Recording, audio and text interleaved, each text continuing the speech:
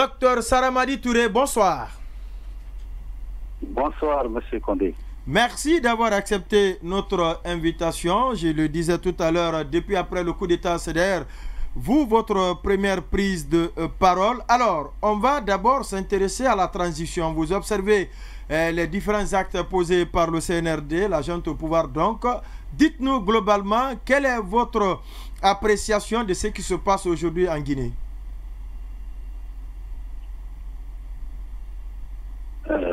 Merci de m'avoir donné l'occasion de m'exprimer aujourd'hui sur les événements qui ont cours dans notre pays maintenant et même ceux d'hier. Pourquoi pas peut-être ceux de demain. Je voudrais d'abord, avant de répondre à votre question, vous féliciter à Joma FM comme les autres groupes de presse qui font les efforts d'informer le peuple, la population, de l'actualité nationale et étrangère. Un devoir. Vous faites certainement beaucoup d'efforts, même s'il reste encore pas mal de choses à faire aussi dans ce domaine. Pour revenir à votre question, il faut savoir que notre pays vient de loin. La situation qui prévaut aujourd'hui, on la déplore, beaucoup de gens la déplorent. Elle est issue d'une autre situation. Ce qui prévaut aujourd'hui dans le pays, je ne connais pas la gestion, bien sûr, je ne suis pas membre de l'équipe qui est aux affaires, donc je ne connais pas dans les détails ce qui se passe, mais dans l'ensemble, je vois que la situation telle qu'elle se passe aujourd'hui, une bonne partie, une écrasante majorité même, je dirais, de la population se plaint de ce qui se passe. Alors, est-ce que c'est la faute des autorités? Est-ce que c'est la faute des citoyens? Est-ce que c'est les deux? Chacun doit se poser la question. Et chacun doit essayer de faire les efforts de on vous appelle pour ça. C'est vous, observateur, et même politique. Vous n'avez pas à renvoyer les gens dos à dos. Vous devez... Je vous en prie. Non, écoutez-moi bien. Je ne peux pas envoyer les gens dos à dos. C'est ce que vous avez fait dans la gestion d'une nation, d'un pays. C'est ce que vous avez fait. Chaque parti a son rôle à jouer. Un citoyen a un rôle à jouer. Sauf qu'on parle de constat, là. Un dirigeant a un rôle à jouer. Entre le dirigeant et le citoyen, il y a toute une série de positions intermédiaires qui doivent être également animées par des personnes. Votre prudence interroge. On ne doit pas tout attendre du chef, ni tout attendre de la population. Alors, vous avez gouverné... La population, s'il vous plaît. Oui, on va juste se comprendre pour mieux cadrer, si vous permettez. Vous avez géré... peut faire la comparaison, sait faire la comparaison entre la situation qui prévaut aujourd'hui dans le pays et celle qui prévalait il y a un peu moins de 2 ans, au moment où le RPG était aux affaires. On sait faire aujourd'hui la différence. Et tout le monde voit la réalité. Est-ce que le pays est mieux géré que par le passé? Parce que quand ceux qui sont aux affaires aujourd'hui arrivaient, ils se sont dit qu'ils viennent pour redresser une situation. La refondation de l'État et remettre la justice à l'ordre du jour, etc. Quand tu dis que tu dois refonder l'État, ça veut dire qu'il n'existe pas et qu'il n'était pas, en tout cas, dans les normes. Quand tu dis que la justice doit être ta boussole, ça veut dire qu'il n'y avait pas de justice. Alors aujourd'hui, en comparant les faits, tout le monde peut tirer les leçons. Tout le monde tire les leçons. Et quelles sont ces leçons? Je pense. Pardon? Ces leçons à tirer à votre niveau?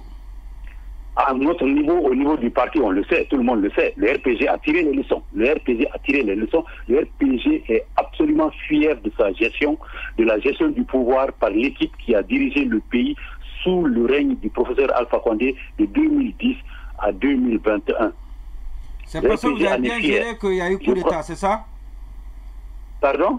Je dis, c'est parce que vous avez bien géré qu'il y a eu coup d'État. Est-ce que vous n'avez pas un sentiment de culpabilité là où vous êtes là, un remords? Monsieur Condé, je ne vous entends pas très bien. Hein. C'est Monument Sissé qui vous pose la question. Il dit que c'est parce que vous dites que vous avez bien géré. Il veut savoir Est-ce que c'est à cause de cette bonne gestion qu'il y a eu coup d'État? Est-ce que vous n'avez pas aujourd'hui un sentiment de culpabilité là où vous êtes, selon Monument Sissi? Écoutez, moi je vais vous dire une chose. Allez-y. Quand on gère le pays, quand on a géré la chose publique, on doit être prêt à rendre compte. Nous sommes sûrs que tout ce que nous avons fait, que tout ce que le RPG a fait n'était pas bien. Mais globalement, le résultat est positif. La gestion du RPG reste positive, la gestion du pays. Le pays visait, le pays... Oui, mais comment cela peut être possible alors que c'est avec cela, la mauvaise gestion... Le prétexte là. Exactement, le CNRD a justifié le coup d'État. Et que la population a adhéré au coup d'État. Écoutez, on ne va pas aller dans tous les détails, mais ce qui reste clair, c'est que le RPG, le taux de croissance de la Guinée, la République de Guinée figurait parmi les 5 pays africains qui avaient les meilleurs taux de croissance en Afrique. Ouais, mais supporté ou soutenu par le secteur minier. Les 5 pays qui avaient le meilleur taux de croissance, et cela pendant les 3 dernières années qui ont précédé le coup d'État.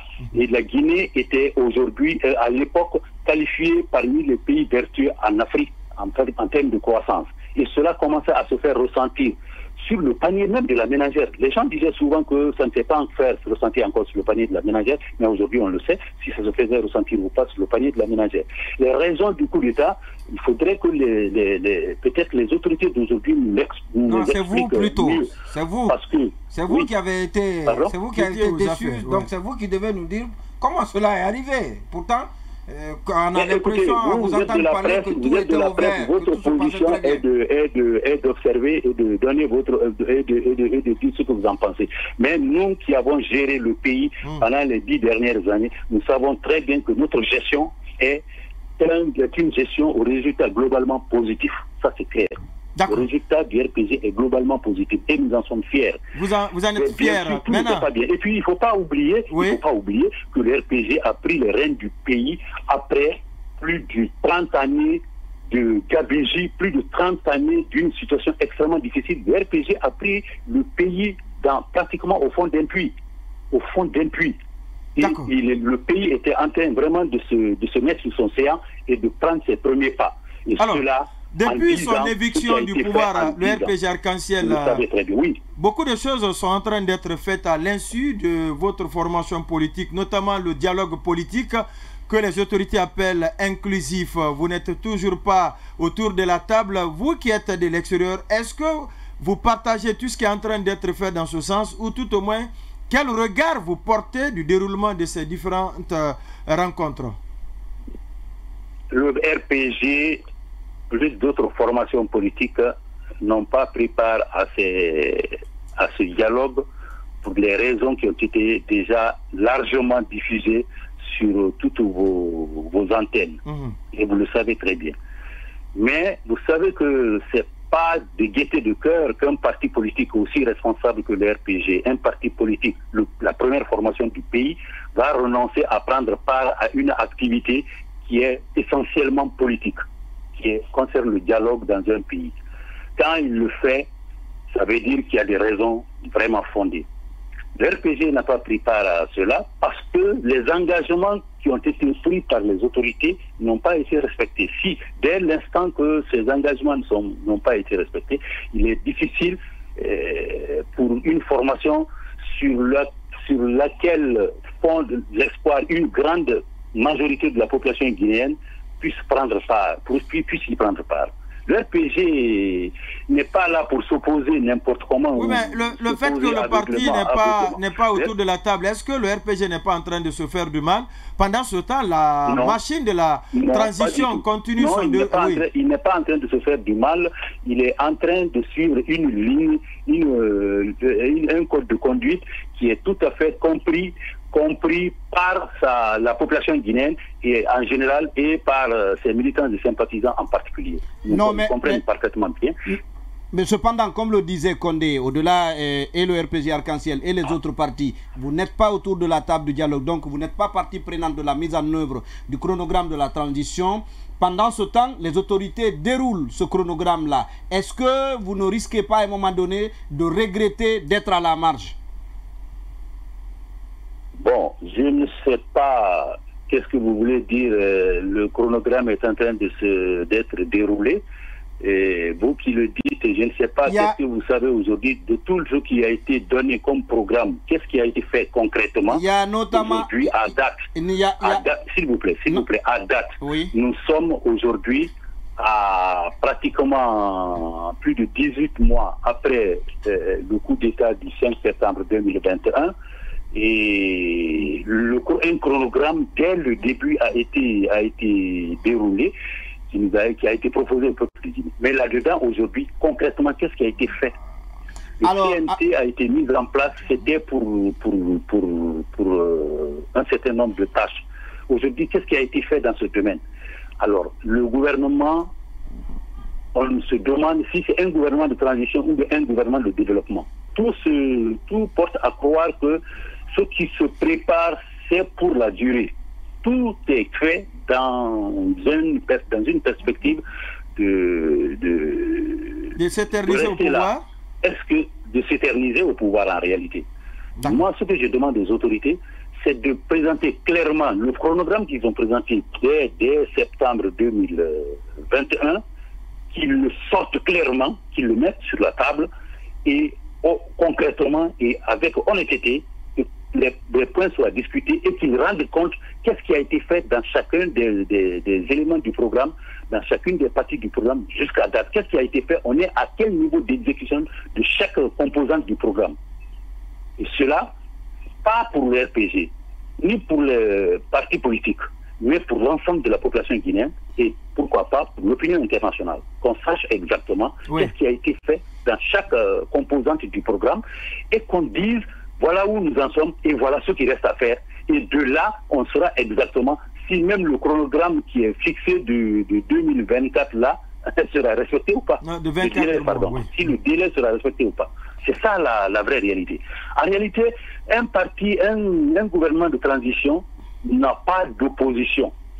Un gouvernement de transition n'a pas d'opposition. Un gouvernement de transition est là, comme il le faut. Vous pensez que c'est le cas aujourd'hui en Guinée? Est-ce que ce gouvernement a une opposition? Est-ce que ce gouvernement-là a une opposition? Je ne pense pas. À ce que je sache, non. Il n'y a pas d'opposition dans la mesure où ce n'est pas un gouvernement issu d'un suffrage. Ce n'est pas un gouvernement issu d'un suffrage. Donc, on ne peut pas dire qu'il a des opposants. Si on parle d'opposition, on parle d'opposition quand celui qui est au pouvoir est élu sur la base d'un programme, d'un projet de société qu'il est en train d'exécuter. Et ceux qui n'aiment pas ce projet, ceux qui sont opposés à ce projet et qui proposent un contre-projet sont appelés opposants, d'opposition. Voilà. Mais alors, il n'est pas issu d'un suffrage et on ne peut pas parler d'opposition. C'est un gouvernement de transition qui fait face à une classe politique dans son ensemble, même si cette classe politique est hétérogène, mais ce n'est pas, on ne peut pas appeler les gens d'aujourd'hui les opposants. Ce sont les politiques, la classe politique. D'accord. Alors, vous disiez tout à l'heure que pratiquement rien n'est fait dans le cadre du chronogramme de la transition et que le projet qui est en train d'être mis en place, c'est pour la durée, ce n'est pas nécessairement pour tout de suite. Comment, dans un contexte où vous êtes en dehors du dialogue, comment entendez-vous faire en sorte que, par exemple, le chronogramme de 24 mois soit respecté et que, début 2025, le colonel Mamadi Doumbouya transmette le pouvoir à celui qui aura été élu? Écoutez, d'abord, je n'ai pas dit que rien n'a été fait dans le chronogramme. D'accord. Rectifier. D'accord. C'est très important. J'ai dit que le chronogramme qui a été délibérément et volontairement proposé par l'équipe au pouvoir au peuple de Guinée, ce chronogramme qu'ils ont conçu eux-mêmes et édicté, qu'ils nous disent exactement où ils en sont aujourd'hui dans son exécution. Non, mais... Point par point, composante par composante. S'il vous plaît. Composante par composante. Qu'ils nous fassent le point. Composante 1, voilà où nous en sommes. Composante 2, voilà où nous en sommes. Composante 3, voilà où nous en sommes. Alors, quand ils feront cette situation, tout le monde saura de lui-même, sans besoin même qu'il y ait un dialogue ou n'importe quoi, que si vraiment les délais seront respectés ou pas. Maintenant, là, c'est ce que vous demandez, c'est une requête que vous formulez. Mais je disais qu'il y a un chronogramme qui existe, un compromis, suite au compromis dynamique signé entre les autorités guinéennes et la CEDEAO, qui prévoit la durée de la transition pour 24 mois, à commencer, on va dire, à janvier dernier. Nous sommes aujourd'hui 6 mois après. Qu'est-ce que vous entendez faire pour faire en sorte que ces 24 mois soient respectés et qu'au terme de ces 24 mois, un gouvernement civil soit installé à Séroutouré?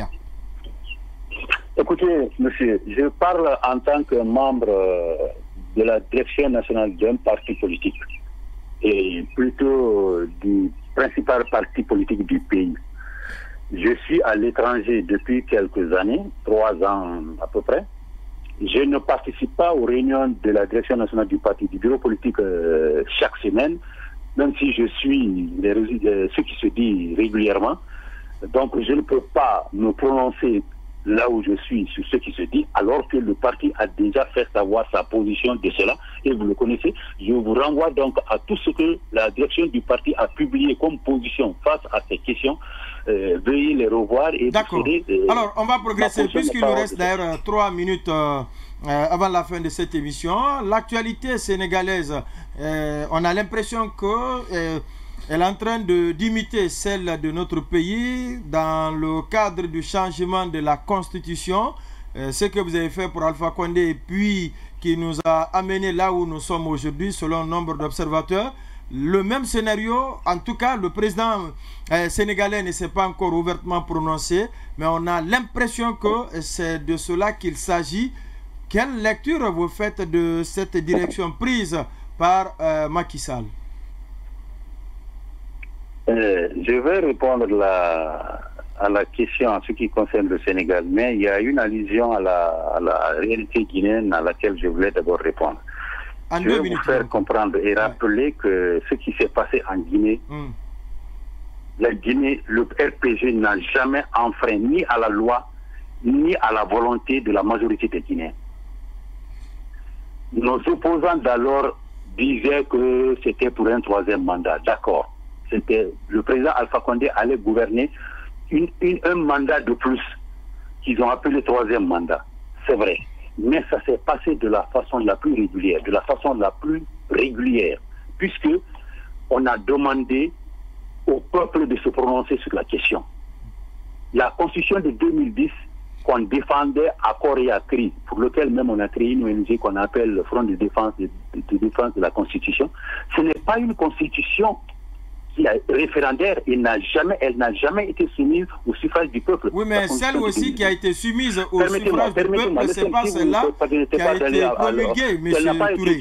Donc, la constitution de 2020 était une constitution régulière puisque référendaire, approuvée à plus de 80% par la population guinéenne.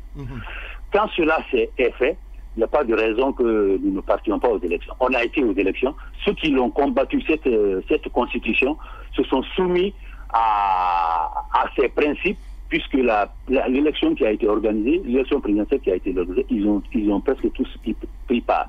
Ça, se soit dit en passant. Quand je prends la situation sénégalaise que vous comparez à la situation guinéenne, ce n'est pas exactement pareil. Monsieur le président sénégalais, d'après ce que je vois dans la presse, il paraît qu'il a annoncé sa participation pour un 3e mandat. On ne sait pas comment il va le faire.